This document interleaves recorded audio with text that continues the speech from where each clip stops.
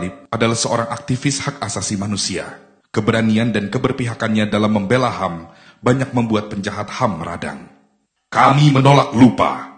7 September 2004, Munir dibunuh. Meninggal dalam pesawat saat melakukan perjalanan melanjutkan studi ke Belanda. Munir diracun menggunakan arsenik yang dimasukkan ke dalam minumannya. 7 September 2019, genap sudah 15 tahun kasus dibunuhnya Munir. Negara berhenti mengungkap kasusnya dengan hanya menangkap aktor lapangan Polikarpus yang belakangan justru dihadiahi pembebasan bersyarat. Otak di balik pembunuhan Munir hingga hari ini belum terungkap. Semangat tak pernah padam, asa tetap terjaga. Keluarga korban dan para sahabat Munir masih berjuang mengungkap kasus kematian Munir. Hidup korban, jangan diam, lawan.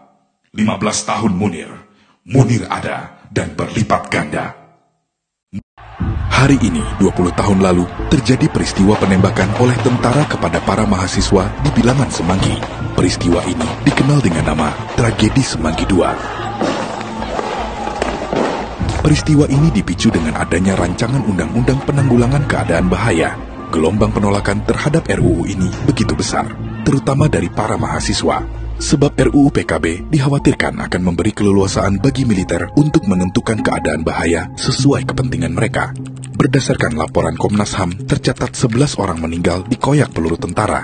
Salah satu korban tewas adalah Yap Yun Hap, mahasiswa Fakultas Teknik UI. Tragedi Semanggi II masuk dalam pelanggaran HAM berat masa lalu, yang hingga kini pun tak jelas penyelesaiannya. Korban dan keluarga korban masih menuntut keadilan, masih menuntut negara untuk mengungkapkan kebenaran atas tragedi ini.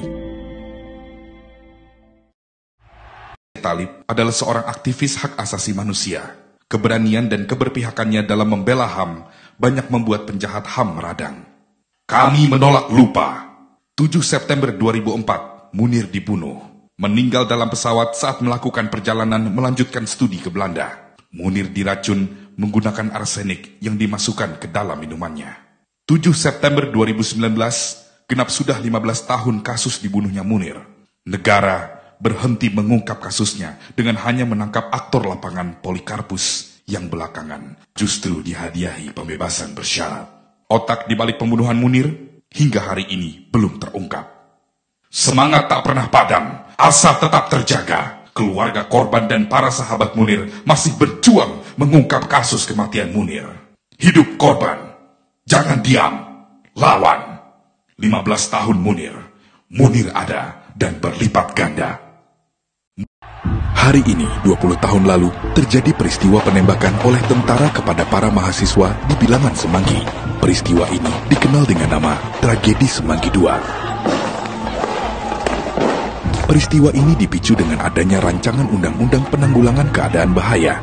Gelombang penolakan terhadap RUU ini begitu besar, terutama dari para mahasiswa.